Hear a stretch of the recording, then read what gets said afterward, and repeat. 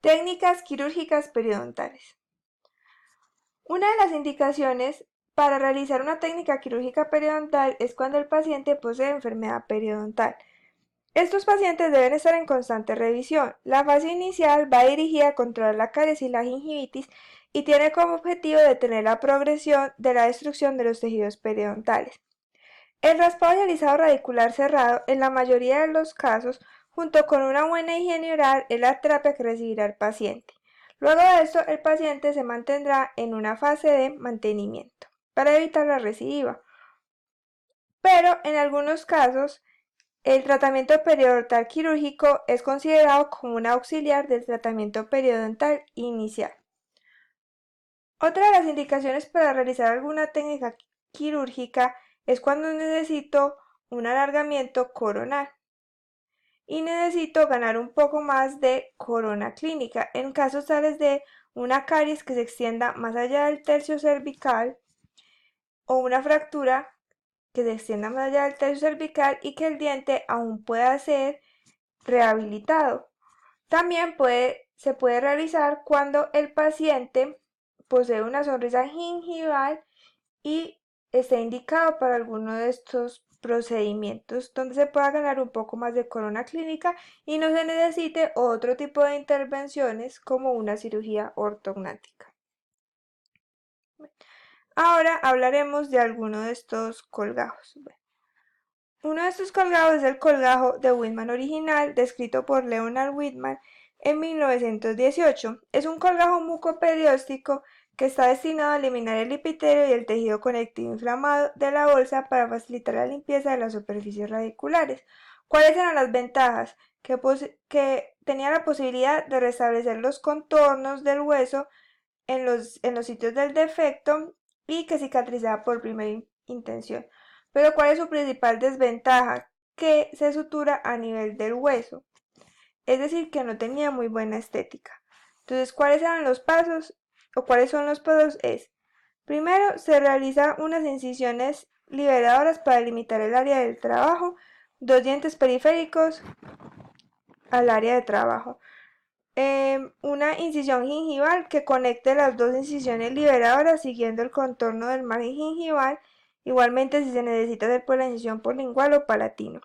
Se levanta un colgajo mucoperióstico para exponer 2 a 3 milímetros de hueso, se retira todo este tejido con curetas y se raspa las superficies radiculares con cuidado. El recontorneado óseo se realiza para dar forma anatómica al hueso alveolar y luego se va a suturar a nivel del hueso, ¿cierto?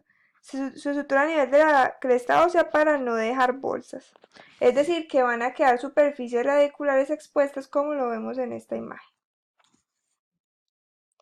Bueno, luego está el colgajo de Whitman modificado, que los autores fueron Ranford y Nisser en 1974. Los objetivos del Whitman original era desplazar apical y recontornear el hueso, pero en el Whitman modificado no es así. ¿Cuáles eran las ventajas? Que hay una adaptación estrecha sobre los tejidos blandos y hay un traumatismo mínimo al que está expuesto el tejido conectivo y el hueso. Y hay menor exposición radicular, por lo que favorece a la estética. Entonces los pelos del Whitman modificado es que se inicia con una incisión con el Van Parker a nivel del eje mayor del diente ubicado a 1 milímetro del margen gingival vestibular para desplazar el epitelio de la bolsa. En caso tal de que si las bolsas son menores a 2 milímetros o se considera alta estética, se puede hacer una incisión intracrevicular. Bueno, esta incisión es festoneada y se debe extender todo lo posible para que la encía interdental quede incluida para poder realizar un recubrimiento correcto del hueso interproximal cuando lo suture. Igualmente, esta técnica se realizará por palatino. Y generalmente pues en palatino no se necesitan incisiones liberadoras. Se levantan colgajos de espesor total en vestibular y palatino, solamente dejando unos pocos milímetros de cresta expuesta. una segunda incisión para facilitar el collar del epitelio con intraclavicular hasta la cresta alveolar, y una tercera incisión horizontal y cerca de la cresta alveolar separa el collar de las superficies radiculares.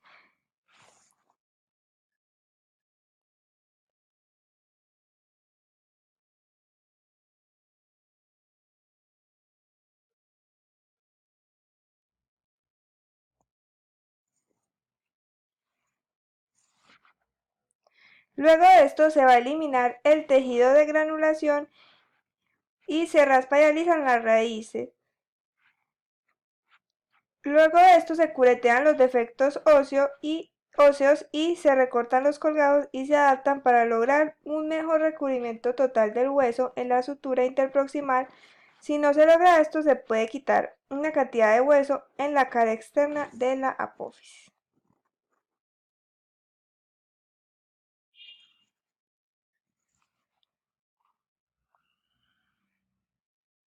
Otro de estos colgajos es el colgajo de Newman. En 1920 se recomienda, a diferencia de se recomiendan los relajantes a diferencia del original de Whitman. Entonces, el colgajo de Newman se realiza una incisión intraclavicular a través de la base de las bolsas gingivales y de la totalidad de la encía.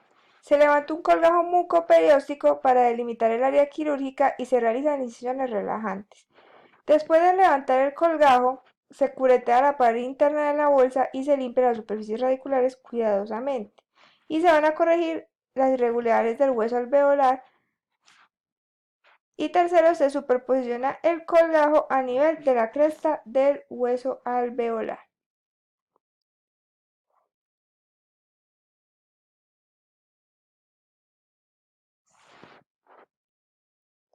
Incisión intraclavicular a través de las bolsas gingivales.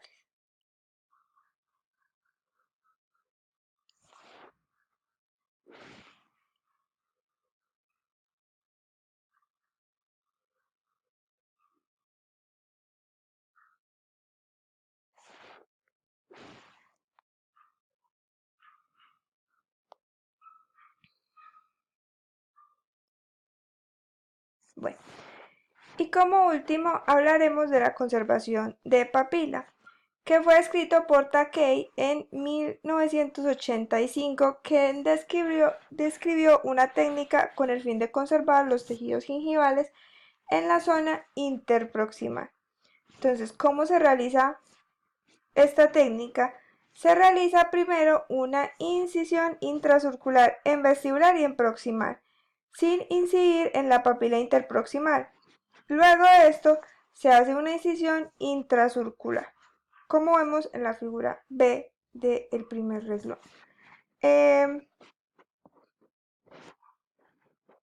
Por palatino con una incisión semilunar en la zona de las papilas apicalmente aproximadamente 5 milímetros con respecto con el plano incisal. Luego de esto, se elevan las papilas con mucho cuidado separándolas por completo del tejido duro y es empujada hacia vestibular con un instrumento romo.